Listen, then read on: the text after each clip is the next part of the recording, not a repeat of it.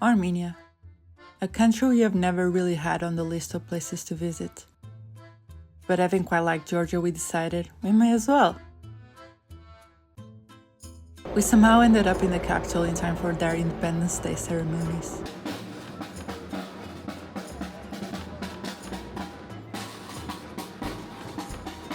We liked it so much we decided to stay an extra 2 weeks.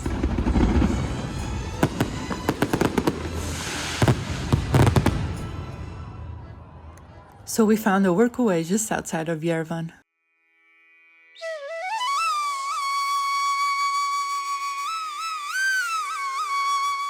This is Oha Place, a glamping and event space nestled in the cozy, quiet village of Atsavan. Oha is most known for its Russian banya, a unique experience that promotes tranquility, relaxation, and realignment.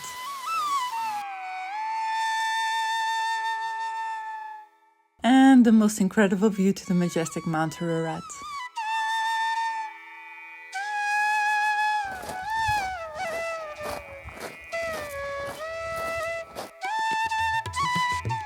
Our job here was to harvest nuts and fruits, starting off with almonds.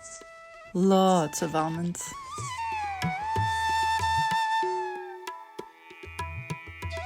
This is what an almond looks like when you harvest it directly from the tree, or maybe like this when it's a bit drier. And all you do is just open it, remove the seed inside, and then break the seed.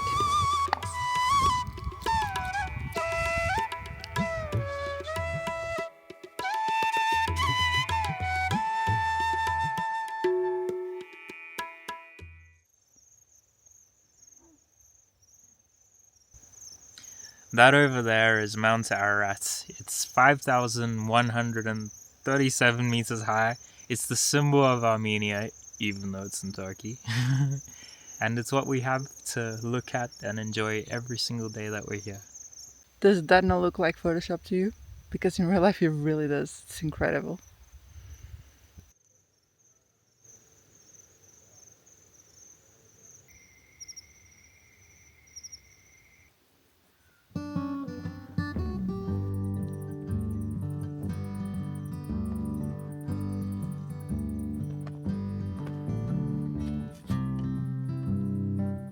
Let's pick some tomatoes.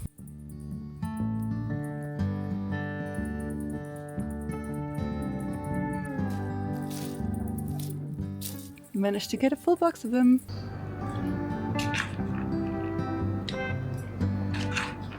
Love an organic fruit.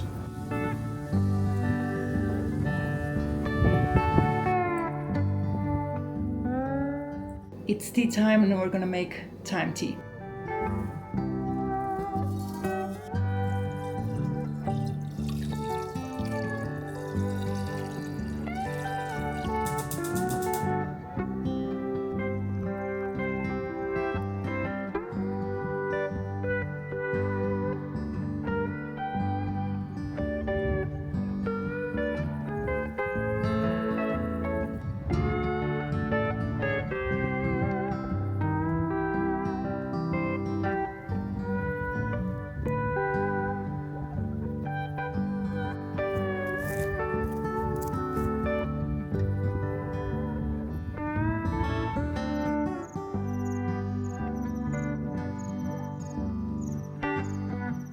I like the thought that no matter where people are in the world, like it could be a slum, it could be a 5-star hotel, it could be here, it could be anywhere basically, and we all do the same thing. We all go to watch the sun. When we were in Morocco, there was a group of tens or maybe hundreds of people watching the sun, and as soon as it disappeared, everyone was cheering. And I like that we're all human, you know, we all share that common thing.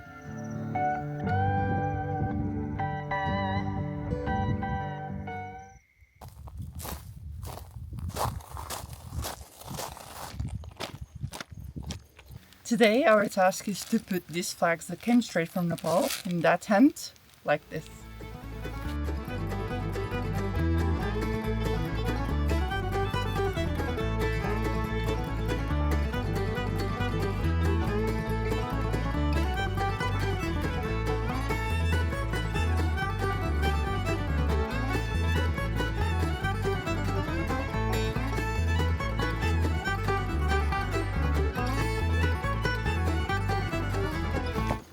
Another successful project from Dan the Builder.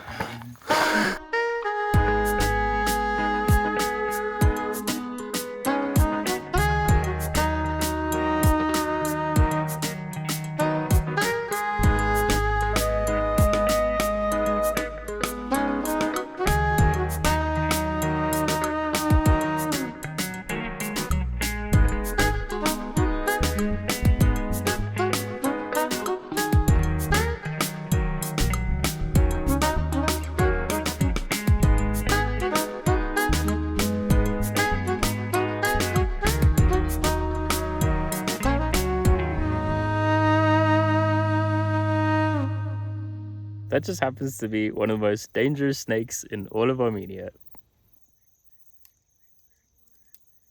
According to our snake expert, aka ChatGPT, that is a blunt-nosed viper, and it's venomous and the most feared snake in Armenia. Turns out our snake expert might have been wrong. Although very similar, this was likely a non-venomous desert sand boa. But it's cooler to think it was a viper, right? Anyway, back to work. This is a rose bush, or more like a rose tree. And these are rose hips, and you can dry them and make a really good tea from them. It's really fragrant. It's kind of like maybe similar to red bush tea, if you know that, or rooibos for the South Africans. Have you seen the size of the thorns on this bush? So I'm currently spreading rose hips, and after about a week or maybe a bit longer of drying in the sun, we should be able to make rose hip tea.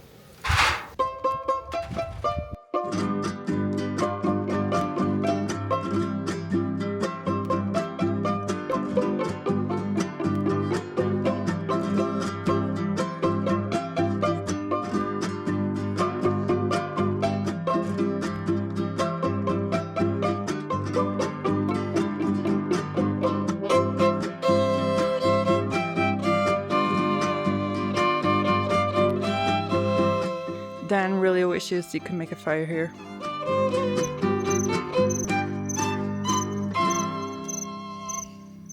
It's officially October. It's rainy, cloudy, and cold for the first time since we have arrived, but I guess it's the season for that, right?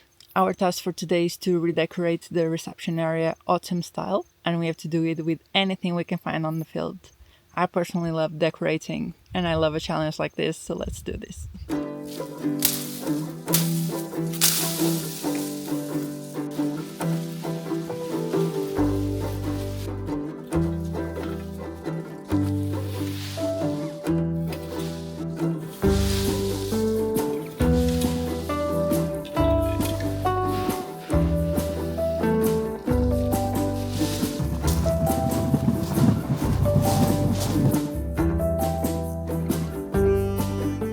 Look how massive this pumpkin is.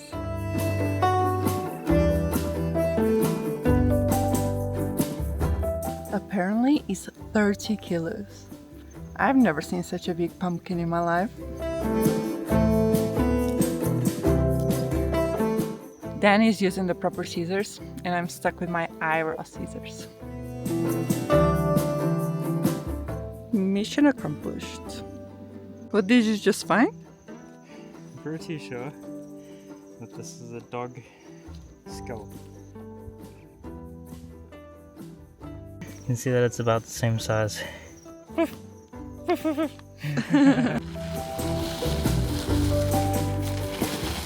This is everything we managed to get. Now it's time to get this show on the road.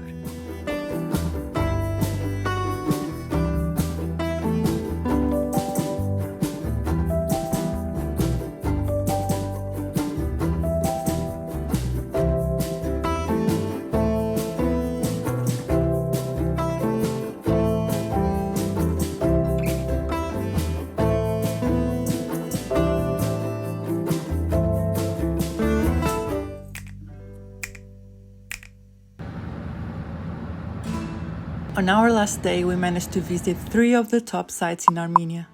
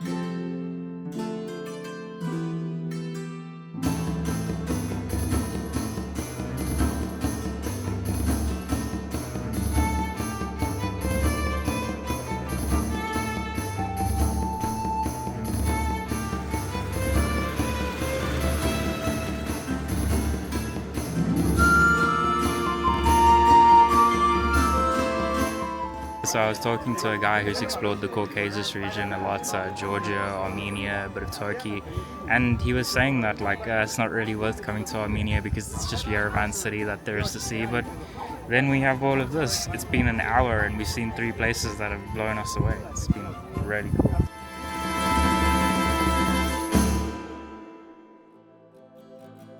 Armenia is in fact an underrated country with a lot of history and breathtaking nature.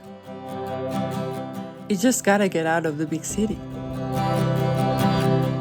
and try Workaway, as not only do you save money on food and accommodation, but above all, you get to know places, local people, food and culture in a way you wouldn't otherwise. Our friends!